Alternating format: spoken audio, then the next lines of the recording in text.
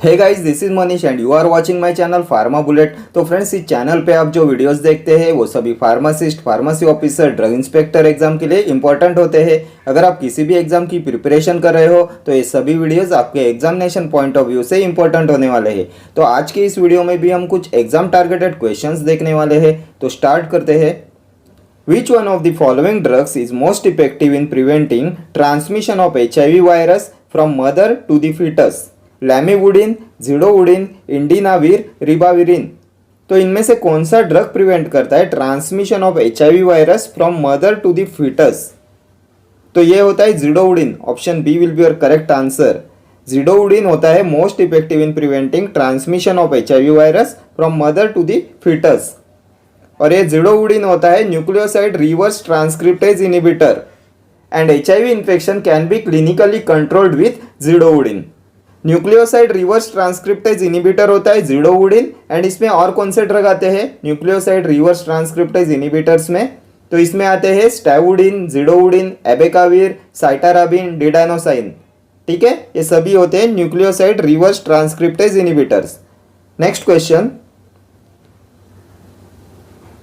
Which one of the following is not a typical antipsychotic agent?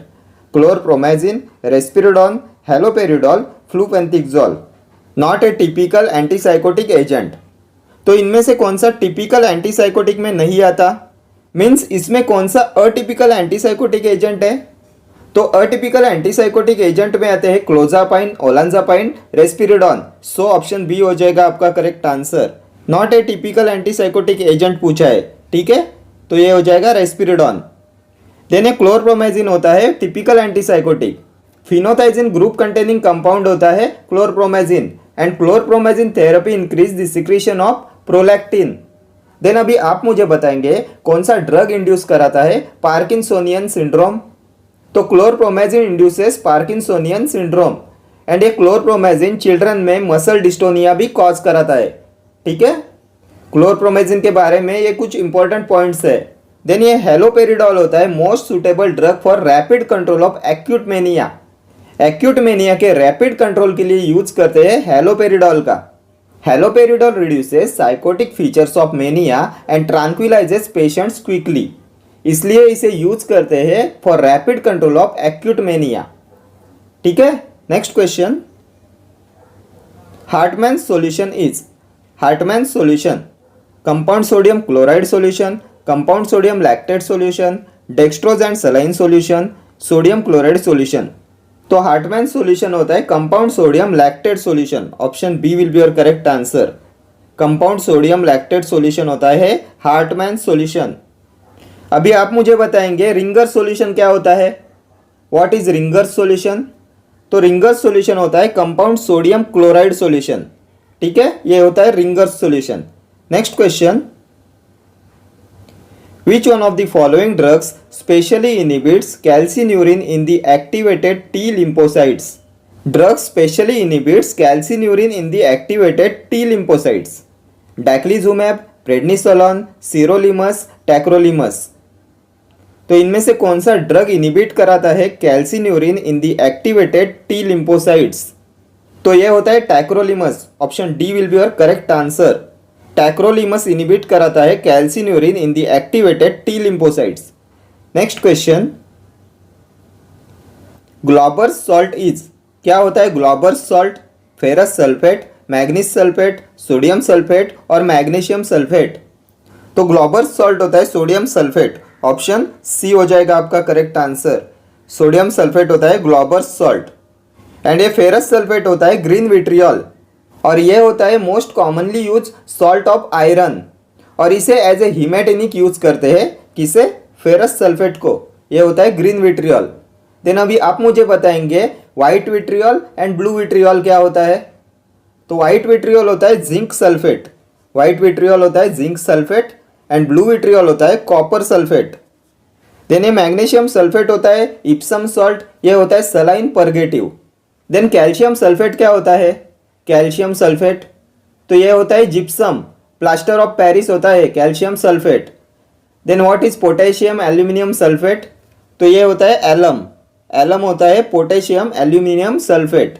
Next question, The corticosteroid preferred for replacement therapy in Addison's disease is aldosterone, fludrocortisone, hydrocortisone, betamethasone. The corticosteroid preferred for replacement therapy in Addison's disease. तो Addison's disease में use करते हैं hydrocortisone का for replacement therapy. Option C will be your correct answer. 20 to 30 mg daily dose होता है hydrocortisone का इन Edison's disease. और ये हाइड्रोकॉर्टिसोन होता है शॉर्ट एक्टिंग ग्लूकोकॉर्टिकॉइड. ये अल्डोस्टेरॉन एंड फ्लूड्रोकॉर्टिसोन होते हैं मिनरेलोकॉर्टिकॉइड्स. एंड बीटामिथासोन आता है लॉन्ग एक्टिंग ग्लूकोकॉर्टिकॉइड्स में. बीटामिथासोन एंड डेक्सामिथासोन होते हैं लॉन्ग एक्टिंग ग्लूकोकॉर्टिकॉइड्स. एंड अभी आप मुझे बताएंगे long term use of glucocorticoid causes. Glucocorticoids का लॉन्ग टर्म यूज क्या कॉज कराता है? तो ये कॉज कराता है osteoporosis. Long term use of glucocorticoid causes osteoporosis. And glucocorticoids are involve in fat metabolism. Fat metabolism में इन्वॉल्व होते हैं ग्लूकोकॉर्टिकॉइड्स. देन और एक क्वेश्चन आता है ग्लूकोकॉर्टिकॉइड्स पे, which glucocorticoid has significant mineralocorticoid activity also. तो ये भी होता है हाइड्रोकॉर्टिसोन. हाइड्रोकॉर्टिसोन होता है glucocorticoid and it has significant mineralocorticoid activity also. Then previous year exam में एक क्वेश्चन पूछा था, which corticosteroid has the lowest oral parental activity ratio. Which corticosteroid has the lowest oral parental activity ratio. तो ये भी हो जाएगा hydrocortisone. Hydrocortisone has the lowest oral parental activity ratio because hydrocortisone undergoes high first pass metabolism. ठीक है. Next question. Humectants added in cosmetic preparation generally act by hydrogen bond formation, complex formation, covalent bond formation, the action of London forces. तो क्या होता है mechanism of action of humectants. कैसे act करते हैं humectants in cosmetic preparation. तो ये act करते हैं by hydrogen bond formation. Option A will be your correct answer. Humectants generally act by hydrogen bond formation. ठीक है. Glycerine, sorbitol, then propylene glycol ये होते हैं ह्यूमेक्टेंट्स. एंड ह्यूमेक्टेंट्स का फंक्शन क्या होता है? तो ये होते हैं preservative and humectants are used to moisturise. ठीक है. मॉइस्चराइजर एंड प्रिजर्वेटिव होते हैं humectants. Next question. Cresol with soap solution is called as a डैकिन्स solution, Lugol's solution, Lysol, cresol. तो क्या होता है क्रेसॉल विथ सोप सॉल्यूशन? तो क्रेसॉल विथ सोप सॉल्यूशन होता है Lysol. Option C will be your correct answer. Lysol होता है cresol with soap solution. Then what is Dakin's solution? Dakin's solution क्या है? तो ये होता है surgical solution of chlorinated soda. Surgical solution of chlorinated soda होता है Dakin's solution. Then what is Lugol solution? तो लुगॉल सॉल्यूशन होता है 5% iodine and 10% potassium iodide. 5% iodine and 10% potassium iodide होता है Lugol solution. Aqueous iodine solution होता है Lugol solution. Then अभी आप मुझे बताएंगे which is the Edinburgh's university solution. Previous year exam में पूछा हुआ क्वेश्चन है which is the Edinburgh university solution. तो ये होता है यूसॉल. यूसॉल होता है एडिनबर्ग्स यूनिवर्सिटी सॉल्यूशन. और ये होता है chlorinated lime plus boric acid. Chlorinated lime का बोरिक एसिड के साथ में सॉल्यूशन होता है eusol. Chlorinated lime and boric acid solution. ठीक है. Next question. Measurement of inulin renal clearance is a measure for effective renal blood flow, active renal secretion, renal drug excretion rate, glomerular filtration rate. तो क्या होगा इसका correct answer? Measurement of inulin renal clearance is a measure for. तो ये हो जाएगा glomerular filtration rate. Option D will be your correct answer. Glomerular filtration rate. Next question. To prepare effervescent granules compound needed for effervescence is sodium bicarbonate, tartaric acid, citric acid, sodium bicarbonate and tartaric acid. तो इनमें से किसे use करते हैं for effervescence? तो effervescence के लिए use करते हैं sodium bicarbonate and tartaric acid. Option D will be your correct answer. To prepare effervescent granules compound needed for effervescence is sodium bicarbonate and tartaric acid. ठीक है. Next question. Which one of the following is a commonly used bulking agent in the formulation of freeze-dried low-dose drug products? sodium chloride, starch, mannitol, HPMC. Which one of the following is a commonly used bulking agent in the formulation of freeze dried low dose drug products? तो इनमें से किसका commonly use करते हैं as a bulking agent for freeze dried low dose drug products? तो इसके लिए use करते हैं मैनिटॉल का। ऑप्शन सी हो जाएगा आपका correct answer. Mannitol is commonly used as bulking agent in formulation of freeze dried low dose drug products. ठीक है, next question. Which of the following drugs may prove to be of benefit in patient of Cushing syndrome? इनमें से Cushing syndrome में क्या beneficial होता है? बेटामिथासोन, cortisol, fludrocortisone और ketoconazole. Prove to be of benefit in patient of Cushing syndrome, तो ये हो जाएगा ketoconazole. Option D will be your correct answer. Ketoconazole may prove to be of benefit in patient of Cushing syndrome because ketoconazole has androgenic properties और ये act करता है by inhibiting biosynthesis of testosterone in adrenals and testis. And एक Cushing syndrome होता है due to over production of cortisol by adrenal glands. Adrenal gland से cortisol के over production से होता है कशिंग सिंड्रोम। ये बीटामिथासोन होता है लॉन्ग एक्टिंग ग्लूकोकॉर्टिकॉइड, ये कॉर्टिसोल होता है शॉर्ट एक्टिंग ग्लूकोकॉर्टिकॉइड। एंड ये कशिंग सिंड्रोम होता है due to over production of this cortisol by adrenal glands. ये फ्लूट्रोकॉर्टिसोन होता है mineral corticoid. And glucocorticoids are involve in fat metabolism. Fat metabolism में इन्वॉल्व होते हैं glucocorticoids and long term glucocorticoid induces osteoporosis. ठीक है, next question. Which filler cannot be used for the preparation of tablets for amine containing basic drugs to avoid discolouration of the tablets? Dicalcium phosphate, starch, microcrystalline cellulose, lactose. Which filler cannot be used for the preparation of tablets for amine containing basic drugs to avoid discoloration of the tablet? तो ये हो जाएगा lactose. Option D हो जाएगा आपका correct answer. Lactose का use नहीं करते for the preparation of tablets for amine containing basic drugs to avoid discolouration of the tablets because ये लैक्टोज कॉज कराता है मिलार्ड रिएक्शन, इसलिए इसे यूज नहीं करते as a filler for the preparation of tablets for amine containing basic drugs. ठीक है, next question. Selective serotonin reuptake inhibitor, imipramine, doxepin, fluoxetine, naphazoline. तो इनमें से कौन सा है SSRI selective serotonin reuptake inhibitor? तो हमने बहुत बार डिस्कस किया है। SSRIs में आते हैं citalopram, इसिटालोप्राम, फ्लुओक्सेटिन, पैरोक्सेटिन, फ्लुओक्सामाइन, sertraline. So option C हो जाएगा आपका करेक्ट आंसर। फ्लुओक्सेटिन होता है selective serotonin reuptake inhibitor. Imipramine होता है ट्राइसाइक्लिक एंटी डिप्रेसेंट। ये डॉक्सेपिन भी होता है ट्राइसाइक्लिक एंटी डिप्रेसेंट। और ये नेफाजोलिन होता है नेसल डिकंजेस्टेंट। और अभी आप मुझे बताएंगे इमिप्रामाइन का एक्टिव मेटाबोलाइट कौन सा होता है? एक्टिव मेटाबोलाइट ऑफ इमिप्रामाइन, तो ये होता है डेसिप्रामाइन। डेसिप्रामाइन होता है एक्टिव मेटाबोलाइट ऑफ इमिप्रामाइन। और अगर ये इमिप्रामाइन नॉन डिप्रेस सब्जेक्ट को दिया जाता है तो ये क्या कॉज कराता है? तो if imipramine given to non depressed subject it produces lethargy and light headedness. Imipramine if given to non depressed subject it produces lethargy and light headedness. ये प्रोड्यूस करता है clumsy feeling with light headedness अगर ये दिया जाए non depressed subject को। ठीक है, next question. The starting material for the synthesis of alprazolam is 3-amino-5-bromoacetophenone, 2-amino-5-chlorobenzophenone, 2-amino-5-bromoacetophenone और 3-amino-5-chlorobenzophenone। तो क्या होता है starting material for the synthesis of alprazolam? तो यह होता है 2-amino-5-chlorobenzophenone। ऑप्शन बी हो जाएगा आपका करेक्ट आंसर। 2-amino-5-chlorobenzophenone होता है starting material for the synthesis of alprazolam. ठीक है, next question. The most popular commercial combination of preservatives that appears to be effective for ophthalmic use is benzalkonium chloride and EDTA, benzalkonium chloride and chlorobutanol, chlorobutanol and EDTA, methyl and propyl paraben.